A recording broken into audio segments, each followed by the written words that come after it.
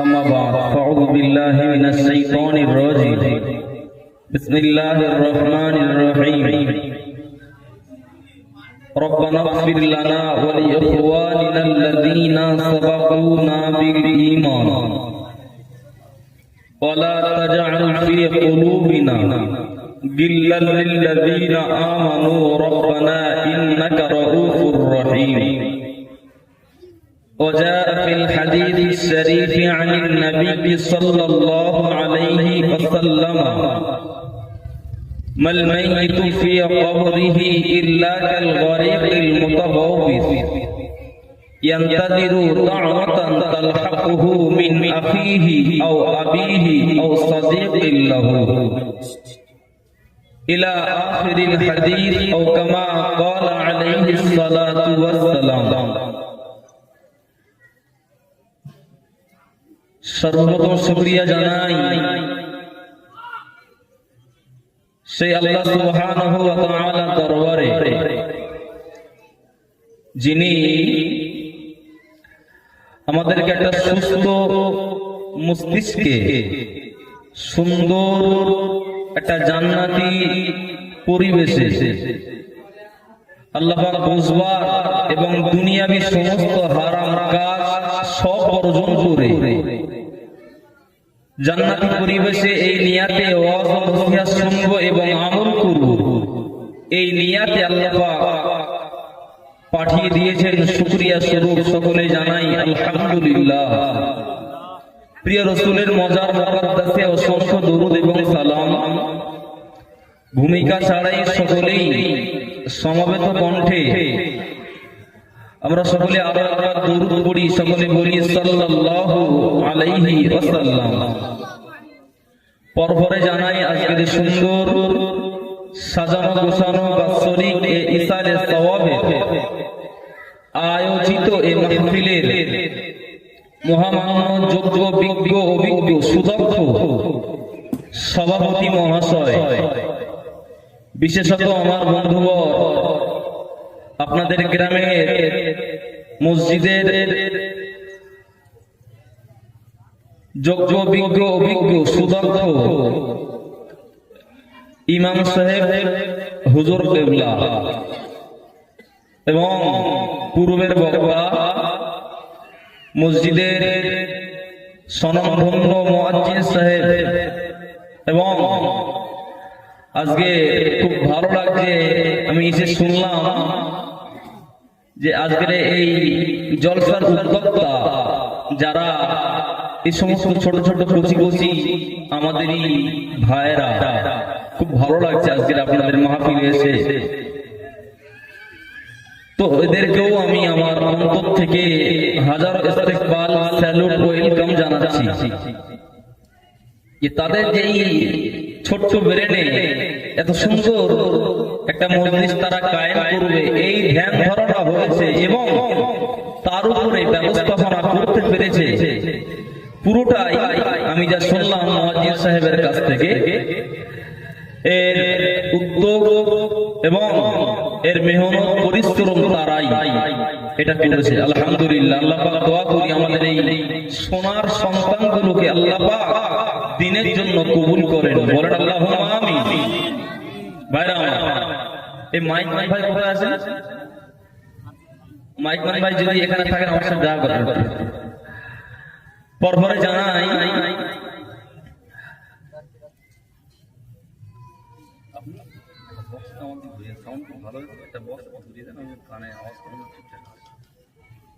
আর একটু দূর থেকে একটু আস্তে আস্তে ভাইরা সাউন্ড খুব সুন্দর, আলহামদুলিল্লাহ, সমস্যা নেই। তবে দেখবেন যারা কালা লোক, কালা কালা, ওরা কিন্তু খুব জোরে জোরে কথা বলে। কেন বলেন দিদি? ও যে কি বলে নিজেই তো বুঝতে পারে না, নিজে তো শুনতে পায় না, এই জন্য জোরে জোরে কথা বলে। এই জন্য আওয়াজটা আপনাদের দিকে মনে হয় মাইক মানে আপনার বক্সটা করা আছে, আপনাদের কানে লাগছে, কিন্তু আমি কিন্তু বুঝতে পারছি না ঠিকঠাক আওয়াজটা। এই জন্য একটু ঘুরিয়ে দেওয়া দরকার। বাদ দেন। জি জি সম্মুখে উপবিষ্ট ভদ্র মহোদয়গণ, দিন দিবাসুক আল্লাহওয়ালা ভাই ও বাবাজিরা, পর্দার অন্তরালে আড়ালে অবস্থিতা দিনদারিনী মমতাময়ী ধার্মিকা আমার আম্মা এবং বোনেরা, শ্রেণী বিন্যাসে সকলের প্রতি রইল আন্তরিকভাবে হার্দিক অভিনন্দন, মোবারকবাদ। একেবারে আমি সাজানো গোছানো মাপা ভাষায় এবং সাবলীল ভাষায় সাদা বাংলায় কিছু কথা বলবো এ প্রয়াস রাখছি। আপনারা দোয়া করেন আল্লাহ আমার নাপাক জবান থেকে কিছু কথা বলিয়ে নেন, একটু বলেন আল্লাহুম্মা আমিন। ভাইরা আমার, আমি অন্যদিকে ভূমিকার দিকে না গিয়ে ডাইরেক্টলি হাদিস এবং কোরআনের পাতায় চলে যাচ্ছি। আমি আপনাদের কাছে একেবারে ভূমিকাতেই আমি একেবারে মুকদ্দমা একটি আয়াতে কারিমা তেলাওয়াত করেছি। ওই আয়াতে কারিমাটা হয়তো আপনাদের অনেকের কানে পূর্বে পড়লেও পড়তে পারে, শুনে থাকলেও থাকতে পারে। পারা নম্বর 4, পৃষ্ঠা নম্বর 2।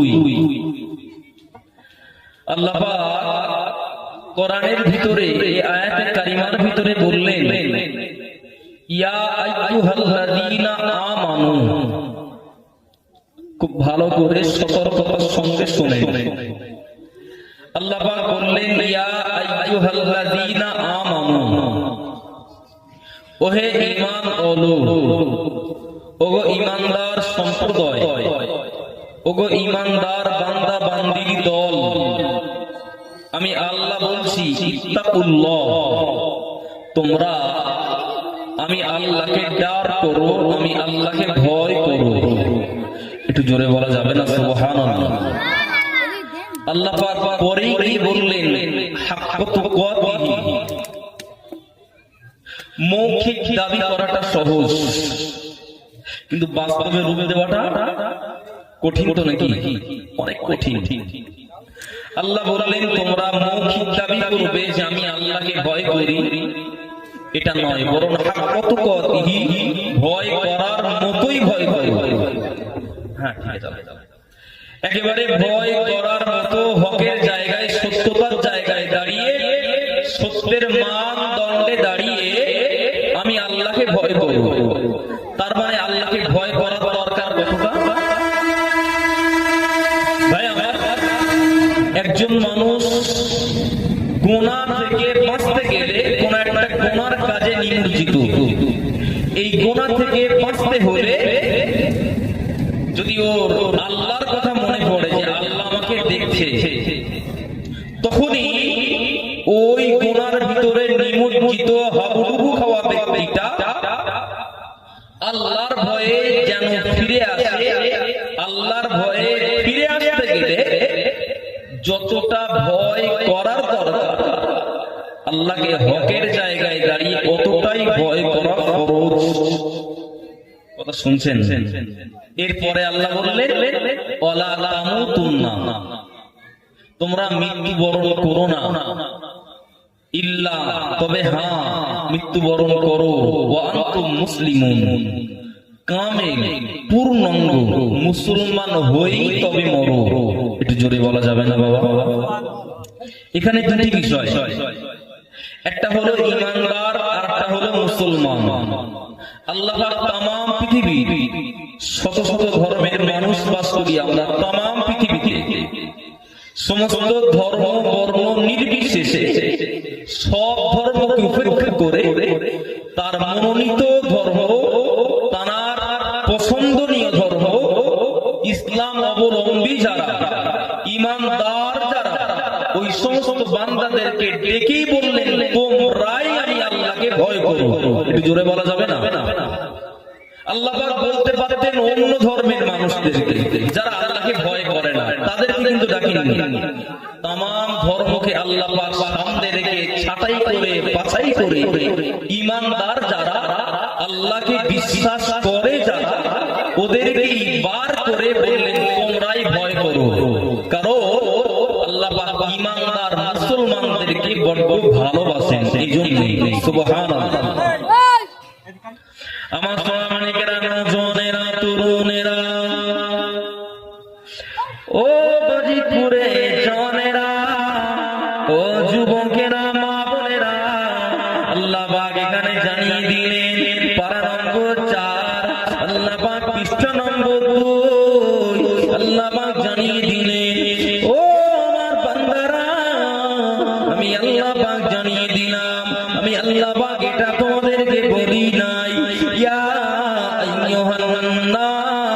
ইত্তাকুল্লাহ, ও পৃথিবীর মনুষ্য জাতি, তোমরা আমি আল্লাহকে ভয় করো। আল্লাহ পাক এটা বলেন না, আল্লাহ পাক এটা কম না, আল্লাহ পাক বলেছেন আমানু, যারা ঈমানদার তোমরা আমি আল্লাহকে ভয় করো। কারণ ব্যাপারটি হলো আল্লাহ পাক ঈমানদারদেরকে বড়ই ভালোবাসে। তাহলে আল্লাহ পাক সব ধর্মকে উপেক্ষা করে ডাকলেন যারা ঈমানদার, এদেরকেই বললে আল্লাহকে ভয় করো। কারণ মুসলমান হয়ে যদি আমি আপনি মৃত্যুবরণ করতে পারি, তাহলেই পরকালে নাজাত পাওয়া যাবে, আল্লাহর রায়ের জান্নাতে যাওয়া যাবে, আল্লাহর কঠিন জাহান্নাম থেকে মুক্ত হওয়া যাবে। একটু জোরে বলেন। প্রিয় নবী অপর দিকে বললেন, মাল মাইতু ফি কবরিহি ইল্লা কাল গরিকিল মুতাগাওয়িস। হাদিস অনেকটা বড়। জি, আরবি ইবারত আপনাদের মাথায় থাকবে না হয়তো, বাংলাটা মাথায় রাখেন। নবী বললেন, একজন মানুষ পৃথিবীতে বিচরণ করবে 60 বছর, 50 বছর, 70, 80, 100 বছরের জিন্দেগি সে বিচরণ করে এই পৃথিবীতে থেকে, তারপরে ওই ব্যক্তি যখন প্রায় হয়, সে যখন মৃত্যুবরণ করে, তো মৃত ব্যক্তি সে তার কবরে ডুবে যাওয়া হাবুডুবু খাওয়া ব্যক্তির মতো অসহায়। কেমন? সমুদ্র পথে একজন যাত্রা করছিলেন কোন একটা দেশে। যেতে যেতে জাহাজটি যখন, স্টিমারটি যখন একেবারে সমুদ্রের মাঝামাঝি গিয়ে পৌঁছালো, জাহাজটি ডুবি হলো। ওই সময় তাম যাত্রীরা যেমন চেষ্টা করে, সকলেই জানে বাঁচার চেষ্টা করে, সবাই যেমন চেষ্টা করে, কে আছো আমাদেরকে উদ্ধার করবে, এই অতল সমুদ্রের তলে আমরা তলিয়ে যাব, কে আছো আমাদেরকে হাতটা ধরে আমাদেরকে বাঁচিয়ে রাখবে। সবাই যেমন যাত্রীরা বাঁচার চেষ্টা করে, তো একজন মানুষ দুনিয়া থেকে যখন কবরে যায়, ও হাবুডুবু খায় আর বাঁচার চেষ্টা করে। ওই পিরিয়ডে 3 শ্রেণীর ব্যক্তিদের দিকে তাকিয়ে থাকে। আমার সোনা মানিকেরা, নওজওয়ানেরা, তরুণেরা, বাপেরা, মায়েরা, ও গাজীপুরে জওয়ানেরা, ও যুবকেরা, ও আমার আম্মারা, বোনেরা, নবী আমার দিন দুনিয়ার বাদশা হাবিবুল্লাহ নূর নবী জনাবে মুহাম্মদুর রাসূলুল্লাহ সাল্লাল্লাহু আলাইহি ওয়াসাল্লাম পাক দাবায় জানিয়ে দিলে, মরে যাওয়া ব্যক্তি, কবরে যাওয়া ব্যক্তি ওই সময়ে হাবুডুবু খেতে থাকে, অসহায় হালাতে থাকতে ওই পিরিয়ডে বলতে থাকে, কে আছো আমাদেরকে কবর থেকে বাঁচাবে। ওই পিরিয়ডে 3 জন ব্যক্তিদের দিকে তাকিয়ে থাকে। নবী আমার সোনার জবানে জানিয়ে দিলেন, আও আবিহি আও আফিহি আও সাদিদিন লাহু। নবী আমার বললেন, ওই হাবুডুবু বাবা কবরে যাওয়া ব্যক্তি ওই পিরিয়ডে ওর দুনিয়াতে জীবিত সন্তানের দিকে তাকিয়ে থাকে। ওই ব্যক্তি ওর জীবিত জ্যান্ত আব্বার দিকে তাকিয়ে থাকে। ওই ব্যক্তি তার রেখে যাওয়া তার স্ত্রীর দিকে তাকিয়ে থাকে। ওই ব্যক্তি তার রেখে যাওয়া জীবিত তার বন্ধু বান্ধবদের দিকে তাকিয়ে থাকে। কেন তাকিয়ে থাকে? তাকিয়ে তাকিয়ে অপেক্ষায় থাকে আর বলতে থাকে, ও আমার ভাইজান, ও আমার ছেলে, ও আমার জন্য পিতা, আমার জন্য জমি কিনতে হবে না, আমার জন্য বাড়ি কিনতে হবে না, আমার জন্য গাড়ি কিনতে হবে না, আমি কবরে অসহায়, আমার জন্য আল্লাহর কাছে দুপুরা চোখের পানি ফেলে দোয়া করো। নবী আমার শেষ লগ্নে এসে বললেন, আল্লাহ লিল আমাতি ওয়াদুআউ ওয়াল ইস্তিগফার। নবী আমার সোনার জবানে জানিয়ে দিলেন, ওই মরে যাওয়া কবরে যাওয়া ব্যক্তি জ্যান্তদের দিকে তাকিয়ে থাকে জন্যে, কে আছো আমার জন্য দোয়া করবে, আমার গুনার জন্য আল্লাহর কাছে ক্ষমা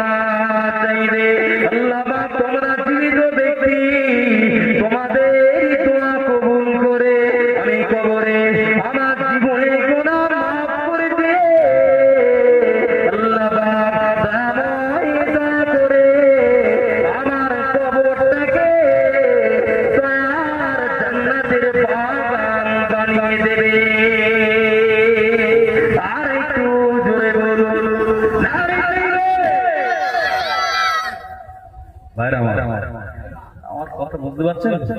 কোন জটিলতা অস্পষ্ট কিছু আসছে নাকি আপনাদের কানে যাচ্ছে? মোটামুটি সব ক্লিয়ার তো? আলহামদুলিল্লাহ। আমি মন গড়া কোনো কথা বলি নাই, যেটা বললাম এটা হাদিস, এটা নবীর হাদিস। তিন শ্রেণীর দিকে কবরবাসী তাকিয়ে থাকে। নাম্বার 1 আখিহি, তার রেখে যাওয়া জীবিত ভাইয়ের দিকে নবী বললেন, ও আবিহি, যদি সন্তান আগে কবরে যায় তার জীবিত পিতার দিকে কবর থেকে এই সন্তান তাকিয়ে থাকে। ও সাদিকিন, এবং তার খায় তার বন্ধু বান্ধব, তার নিয়ারেস্ট, তার আস্থা ভজন যারা, তাদের দিকে তাকিয়ে থাকে। কেন? কখন লিল আহইয়া ও লিল আমওয়াত, এই জীবিত বান্দারা, এই তিন শ্রেণীর ব্যক্তিরা দুআ ওয়াল ইস্তিগফার, আমার জন্য দোয়া কাম্য করবে, আল্লাহ শাহী দরবারে আমার জন্য আল্লাহর কাছে মাফি চাইবে। একটু জোরে বলা যাবে না সুবহান? আচ্ছা, ওই জায়গায় আমি আপনিও এক পৌঁছাবো না।